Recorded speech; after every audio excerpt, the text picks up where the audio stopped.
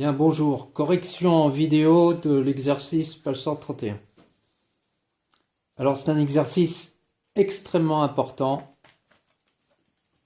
à voir absolument en sixième parce que ce type d'exercice va vous suivre jusqu'au bac. Il s'agit d'une tâche complexe.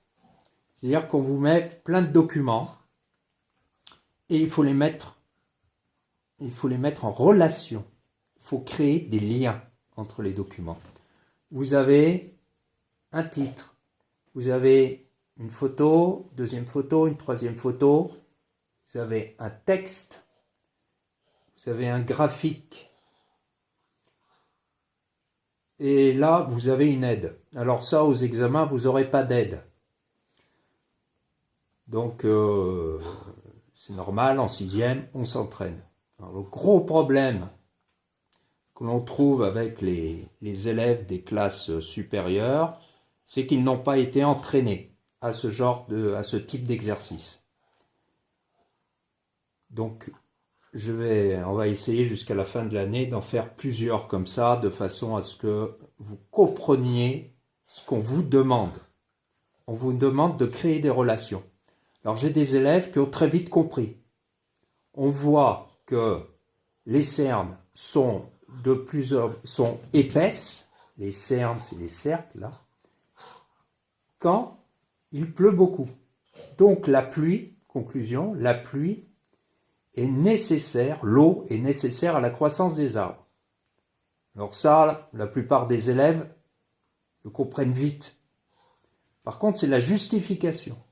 Même si ça vous paraît évident, il faut prouver au professeur que vous avez su lire les valeurs, par exemple, de l'eau, et vous avez su trouver dans le texte l'épaisseur des cernes. Alors j'ai deux types de réponses.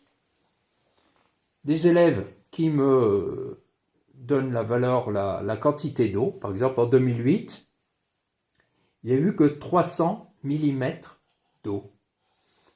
Petite cerne. En 2014, grande cerne, grosse, épaisse, disons, et plus de 500 mm d'eau. Par contre, il ne donne pas l'épaisseur des cernes. On vous le donne là, 2 mm en ce qui concerne 2008 et 5 mm en ce qui concerne 2011. Alors vous pouvez prendre, oui, 2011 c'est encore supérieur à 2014. Donc on prend les deux extrêmes, c'est bien. 2014, on ne vous le donne pas, par contre vous pouvez mesurer, je crois que c'est à l'échelle. Donc bien montrer aux professeurs, aux correcteurs, que vous avez trouvé dans le texte les valeurs. Alors j'ai des élèves qui me font des rapports. Par exemple, 2008 et 2011, c'est quasiment 300 et 700. C'est un peu plus du double de l'eau, de la quantité d'eau reçue. C'est bien de mettre un rapport. Il y a, on peut dire dans votre énoncé, dans votre réponse, en 2011, il y a 2 fois plus d'eau qu'en 2008, en donnant aussi les valeurs. Plus vous mettez de valeurs chiffrées, plus vous indiquez au professeur que vous savez lire ou extraire les informations des documents. Donc plus il est content. Alors ça, c'est primordial pour réussir les examens futurs. Alors que vous n'y arrivez pas, c'est votre première tâche complexe. On en a fait déjà, mais là, c'est ce que vous aurez tout le long de votre parcours scolaire.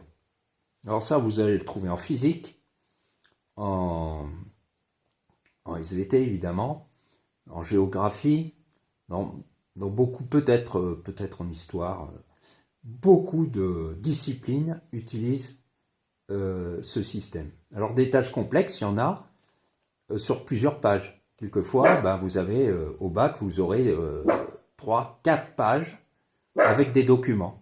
Et surtout, il ne faut pas paniquer. On essaye parfois de vous perdre.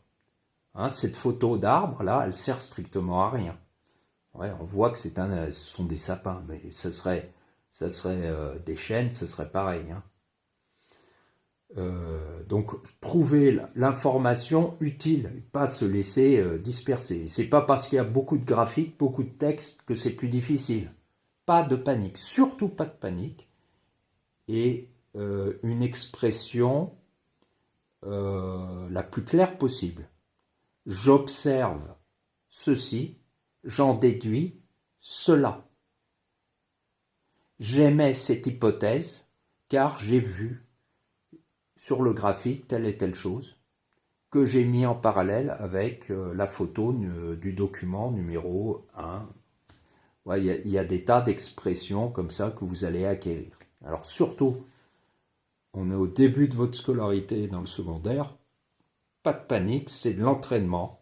Hein. C'est pas parce que vous n'avez pas réussi cette tâche complexe ou ça vous a fait peur qu'il faut désespérer, on en fera d'autres si on se revoit.